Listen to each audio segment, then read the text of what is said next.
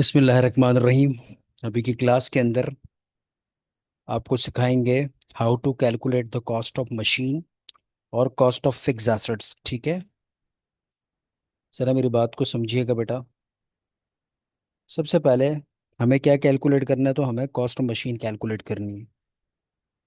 हम यहाँ पर हेडिंग लेते हैं कंपटीशन।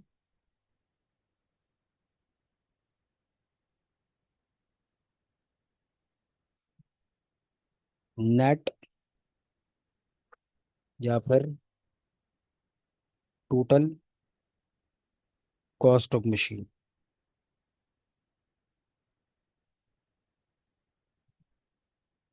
ये आ गई आपकी हेडिंग। ठीक है बेटा, अब यहाँ पर पहले आपने लिखा साद एंड कंपनी। आप क्या बना रहे हैं, तो आप बना रहे हैं कॉस्ट ऑफ मशीन।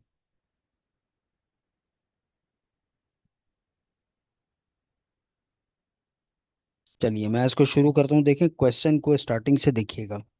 क्या लिखा हुआ है, Saad and company purchased a machine on January 1 2002 having list price 100,000। बेटा कितने की मशीन, सबसे पहले क्या लिखा हुआ है, साद एंड कंपनी ने मशीन को खरीदा जनवरी की पहली तारीख 2002 में। और कितने में खरीदा, 1 लाख रुपए में। यानी जब वो मशीन खरीदने गए तो मशीन पे कितने कितने का प्राइस का टैग लगा हुआ था, तो प्राइस का टैग लगा हुआ था 1 लाख रुपए का। तो लिस्ट प्राइस क्या होता है, जब आप कोई चीज परचेज, कोई प्रोडक्ट आप परचेज करने जाएं, उस प्रोडक्ट के ऊपर प्राइस का जो टैग लगा हुआ होता है उसको आप लिस्ट प्राइस कहते हैं। ठीक है जी। अच्छा, आगे लिखा विद 10% ट्रेड डिस्काउंट। यानी आपने 1 लाख रुपए निकाल के पे नहीं करा, आपने डिस्काउंट मांगा, उसने अपनी सेल को बढ़ाने के लिए आपको डिस्काउंट दिया, या बार्गेनिंग करते हुए आपको डिस्काउंट मिला, जिसको आप क्या कह रहे हैं, ट्रेड डिस्काउंट। तो कितना परसेंट डिस्काउंट मिल रहा है आपको दिखाई दे रहा होगा, 10%।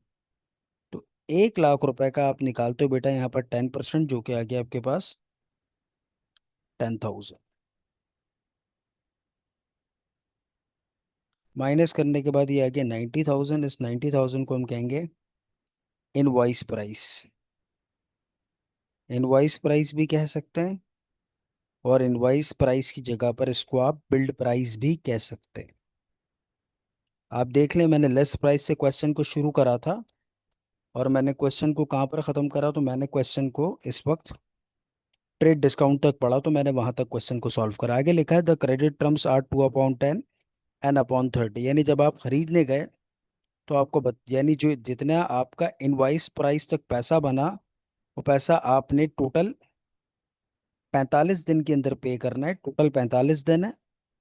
और अगर यही पैसा आप 10 दिन में पे करते हैं, तो आपको 2% क्या मिलेगा, 2% आपको डिस्काउंट मिलेगा। मेरी बात समझ आई। टोटल पैसा 45 दिन में पे करना है, अगर यही पैसा आप 10 दिन में पे करेंगे तो आपको 2% क्या मिलेगा, डिस्काउंट। इसको आप क्या कहेंगे, कैश डिस्काउंट। अच्छा आगे पढ़ते हैं। आगे देखें लिखा हुआ है the company paid the amount on time. ये बात लिखी हो या ना लिखी हो, ना लिखने का मतलब उसने लिखा ही नहीं है कुछ, तो उसका मतलब आपने इमीडिएटली पेमेंट करी। इमीडिएटली पेमेंट का मतलब है आपने क्रेडिट पीरियड में रहते हुए पैसे दिए।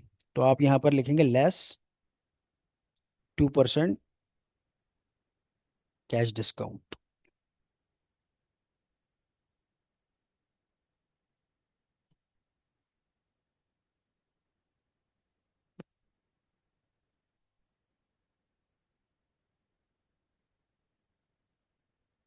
90,000 का आप निकालते हैं 2%,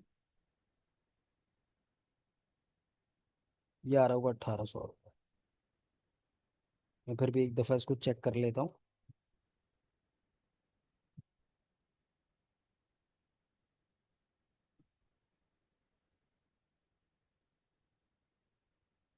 जी एग्जैक्टली यही आंसर आ रहा है। माइनस करने के बाद आ रहा है 88,200। बेटा इसको इस वक्त हम कहेंगे नेट कैश प्राइस। जब मैं क्वेश्चन को आगे पढ़ता हूँ, आगे देखें, आगे लिखा हुआ है the company paid 5% sales tax on net cash price.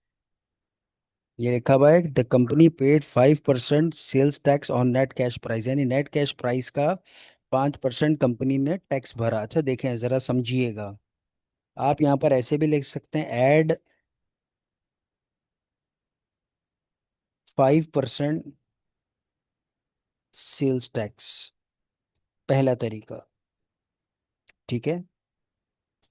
और अगर आपको प्रॉब्लम है, देख लिया आपने कि मैंने किस तरीके से करा। अगर आपको प्रॉब्लम है तो आप इसको ऐसे भी कर सकते हैं।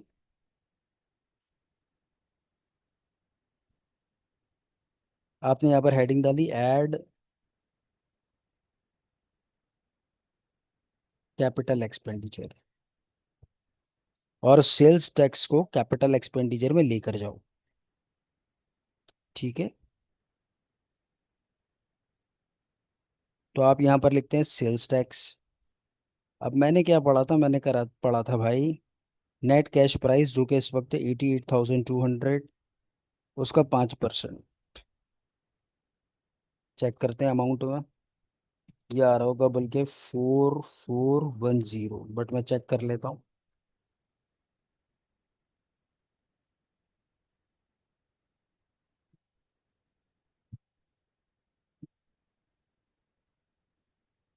जी बिल्कुल यही आ रहा है। अच्छा आगे देखते हैं, क्वेश्चन को आगे लिखा हुआ है the company also incurred the following expenditures. अब मैं आपको फिर बताऊं, मैंने कैपिटल एक्सपेंडिचर की हेडिंग डाली। सवाल में ये मिक्स देते हैं, कैपिटल भी देते हैं रेवेन्यू भी देते हैं। अब आपको क्वेश्चन को समझना है कि कैपिटल है या रेवेन्यू है। ठीक है। आप यहाँ पर याद रखिएगा ऐड तो कैपिटल ही करेंगे। इस तरह सेल्स टैक्स कैपिटल एक्सपेंडिचर था। अब देखें ट्रांसपोर्टेशन। अगर आपने मेरा इससे पहले वाला लेक्चर जो मैंने डाउन भेजा था, अगर वो आपने देखा हो तो आपको पता होगा कैपिटल एक्सपेंडिचर क्या होते हैं। यानी वो तमाम खर्चे जिसका डायरेक्टली ताल्लुक मशीन से है, मशीन खरीदने से, मशीन को काबिल इस्तेमाल बनाने से। ठीक है, ये सारी बातें मैंने बताई थी। ट्रांसपोर्टेशन यानी मैंने खरीदा, अभी आपसे खरीदा, आपकी दुकान पे रखी हुई है, आपकी जगह पे रखी हुई है, उसको अपने इदारे इदारे तक पहुंचाने के लिए मुझे किस चीज़ की ज़रूरत पड़ेगी? ट्रांसपोर्टेशन। तब तक मेरे पास आ ही नहीं सकता, और ट्रांसपोर्टेशन मेरे लिए कौन सा एक्सपेंडिचर बन जाएगा? कैपिटल। मैंने यहाँ पर लिखा ट्रांसपोर्टेशन, अमाउंट ट्रांसपोर्टेशन का 6,000। अच्छा बेटा, ट्रांसपोर्टेशन के बाद लिखा हुआ है 3 ईयर फायर इंश्योरेंस। अच्छा अगर आपने नोट कराओ, मैंने एक बात कही थी कैपिटल एक्सपेंडिचर के बारे में, ये वंस इन अ टाइम पे होता है, क्वालिटी है इसकी। अच्छा 3 year fire insurance, 2 year fire insurance, इसमें क्या होगा? जब साल खत्म होंगे तो आपको दोबारा उस इंश्योरेंस को दोबारा पे करना पड़ेगा। तो एक साल एक मरतबा से एक मरतबा के अलावा भी अगर पेमेंट अगर उसकी हो रही है, वंस इन अ टाइम के अलावा भी पेमेंट अगर उसकी हो रही है, तो आपके लिए रेवेन्यू एक्सपेंडिचर होगा। तो मैं यहाँ पर 3 ईयर फायर इंश्योरेंस को छोड़ रहा हूँ। इसके बाद है टेस्ट रन कॉस्ट। बेटा बहुत सारी चीज़ें टेस्टेड होती हैं, और जो कंपनी टेस्ट करवाती है अपने एक्सपर्ट से, उसका पैसा आपसे निकलवाती है। तो टेस्ट रन कॉस्ट आपके लिए कैपिटल एक्सपेंडिचर बन जाएगा। अमाउंट है टेस्ट रन कॉस्ट का 4,000। अच्छा टेस्ट रन कॉस्ट के बाद आगे बढ़ते हैं, तो आगे लिखा हुआ है ओवरहॉलिंग। ओवरहॉलिंग का मतलब होता है बेटा एक्स्ट्रा रिपेयर को ओवरहॉलिंग कहते हैं। अब रिपेयर हो एक्स्ट्रा रिपेयर हो, वो आपके लिए रेवेन्यू एक्सपेंडिचर है, इसलिए इसको हम छोड़ देते हैं। और लास्ट में लिखा है इंश्योरेंस एंड ट्रांसलेट।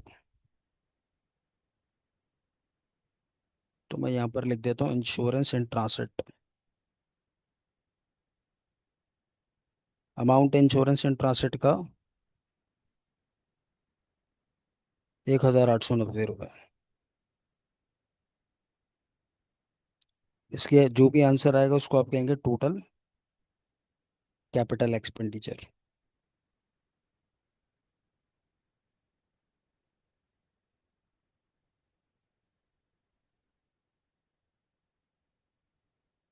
चलिए मैं ज़रा प्लस करूँ इन सबको।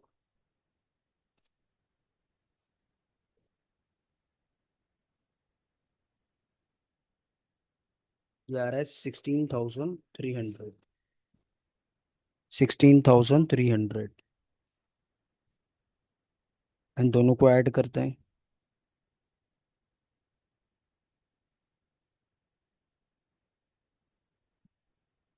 ये आ रहा है आपके पास 1,00,000। 4,200। इसके आगे आप लिख देंगे नेट या फिर total cost of machine.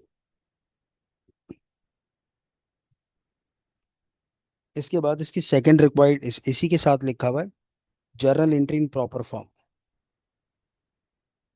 Proper form आपको पता है।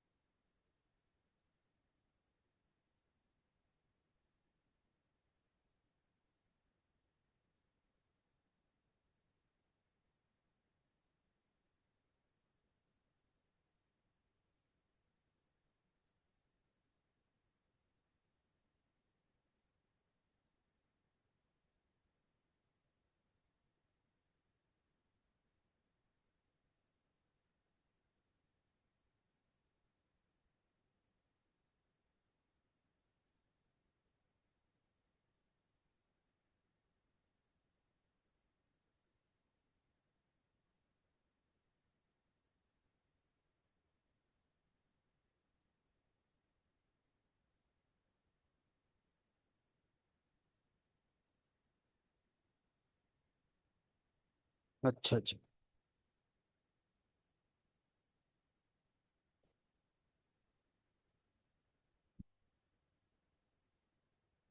चलिए अब ज़रा मैं इसको प्रॉपर फॉर्म में सॉल्व करता हूँ। मैंने यहाँ पर सबसे पहले इदारे का नाम लिखा साद एंड कंपनी।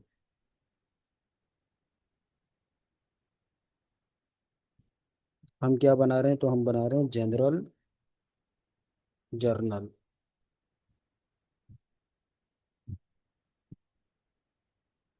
डेट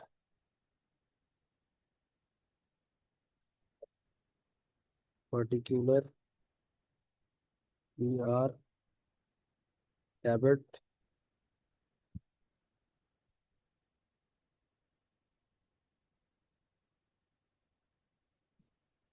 बेटा देखें, सबसे पहले आपने मशीन खरीदा। अगर मशीन खरीदा तो मशीन आपके पास आ रही है। मशीन आ रही है, मशीन डेबिट, क्योंकि आपके पास एसेट बढ़ रहा है। अच्छा, मशीन 1 लाख रुपए की बताई गई थी। डिस्काउंट के बाद मशीन कितने की होगी? 90,000 की। तो हमने यहाँ पर मशीन को 90,000 से रिकॉर्ड कर दिया। और आप क्रेडिट टर्म्स गिवन है। क्रेडिट टर्म्स का मतलब क्या होता है? उधार की शराइत। अगर उधार की शर्त गिवन है तो इसका मतलब मशीन आपने उधार पे खरीदी। अगर उधार पे खरीदेंगे आपकी लाइबिलिटी बढ़ेगी। लाइबिलिटी बढ़ती है, उसको आप क्रेडिट साइड पे रिकॉर्ड करते हैं, अकाउंट पेबल क्रेडिट।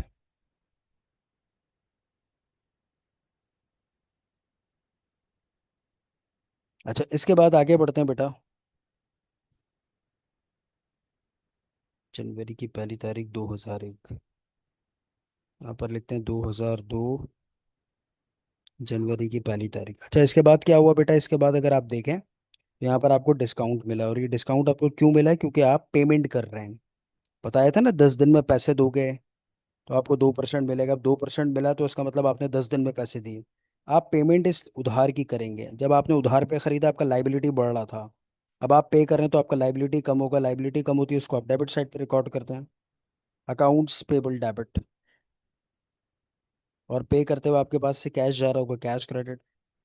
देखिए, आपका लाइबिलिटी था 90,000 का, जबकि आपने कैश पे करा 88,200। बाकी आपको डिस्काउंट मिला। अच्छा, उस डिस्काउंट को आप, वो डिस्काउंट क्या खरीदने पर मिल रहा है? बच्चे सोचते हैं परचेज डिस्काउंट। मैं वाज़ेह बता दूं बेटा, परचेज डिस्काउंट गलत है। ठीक है? वो डिस्काउंट आपको मशीन खरीदने पर मिला। मशीन खरीदने पर मिला तो वो डिस्काउंट जो है मशीन की वैल्यू को कम कर रहा है। मशीन एसिड, एसिड कम होता है, उसको आप क्रेडिट साइड पर रिकॉर्ड करते हैं, मशीन क्रेडिट। ब्रैकेट में यहाँ पर आ जाएगा डिस्काउंट। मशीन लिखना कंपलसरी, बता दूं मैं आपको। अमाउंट आ रहा है 1800 रुपये।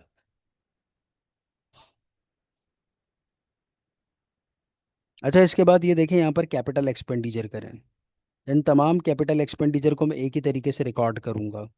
एक्सपेंडिचर पे करा है मशीन पर, ये खर्चे मशीन की वैल्यू को बढ़ाएंगे, मशीन डेबिट। और पे करते हुए आपके पास से कैश जा रहा होगा, कैश क्रेडिट। अब कैपिटल एक्सपेंडिचर का टोटल अमाउंट बन रहा है 16,300।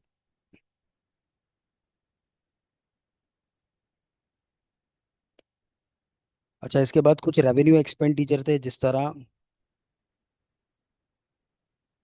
3 ईयर फायर इंश्योरेंस था,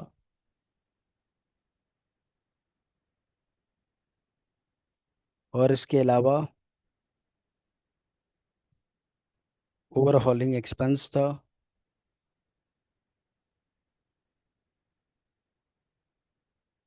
इनके अमाउंट्स ऊपर से देख लेता हूँ मैं। ओवरऑलिंग का अमाउंट है 7,000, और इसका 20,000। 20,000, 7,000। और इनको पे करते हुए आपके पास से कैश गया होगा, कैश क्रेडिट 27,000। इस लेक्चर को बेटा मैं यहाँ पर ख़त्म करता हूँ। अल्लाह हाफिज़।